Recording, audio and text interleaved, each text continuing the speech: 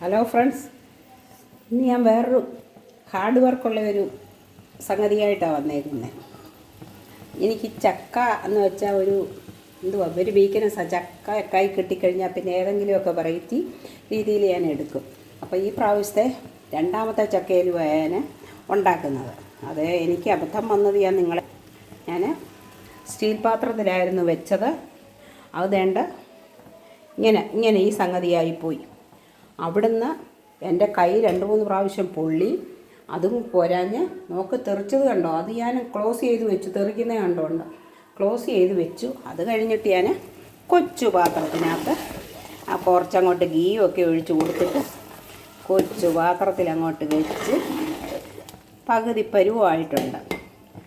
അതിന് ഒരു വെറൈറ്റി ആയിട്ട് ഞാൻ വെളുത്ത എള്ളാണ് ഇട്ടേക്കുന്നത്. മനസ്സിലായോ? വെളുത്ത എള്ള നല്ല സൂപ്പറാണ്.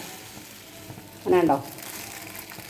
വെളുത്ത എള്ളും അങ്ങോട്ടിട്ട് ആ എള്ള ആ നെയ്ക്കകത്ത് കിടന്നൊന്ന് മൊരിയണം. നെയ്ക്കകത്ത് കിടന്ന് മൊരിഞ്ഞ് ലാസ്റ്റ് വേണമെങ്കിൽ നട്ട്സോ ഗ്രേപ്സോ എന്തോ വേണേലും ചേർക്കാൻ.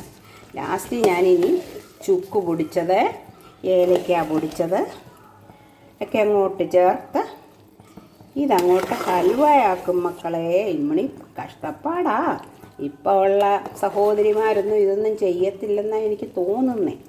ഞാനിങ്ങനെയൊക്കെയാ കണ്ടോ, ഞാനിങ്ങനെയൊക്കെയാണ് എൻ്റെ പൊന്നെ. ഇതിപ്പോൾ ഹാഫ് ഇതായി കഴിഞ്ഞു. ഇനി ഈ ഉള്ളിലായതുകൊണ്ട് ഇനി അടിയിലൊന്നും പിടിക്കത്തില്ല. അങ്ങനെ എൻ്റെ പ്രയത്നം സക്സസ്സായി. കണ്ടോ? സൂപ്പർ ചക്കയലുവ. ഒരു മാവും ഒന്നും ചേർത്തതല്ല, ഒട്ടുമേ യാതൊരു മിക്സിങ്ങും ഇല്ല. ഉള്ളി ചക്ക കണ്ടോ? അപ്പം ഈ പ്രാവശ്യത്തെ സെക്കൻഡ് റൗണ്ട് ചക്കയലുവയാണിത്. നിങ്ങൾക്കെല്ലാവർക്കും ഇതൊക്കെ ഇഷ്ടപ്പെട്ടോ? ഇഷ്ടപ്പെട്ടെങ്കിൽ എൻ്റെ വീഡിയോസ് ലൈക്ക് ചെയ്യുക, ഷെയർ ചെയ്യുക.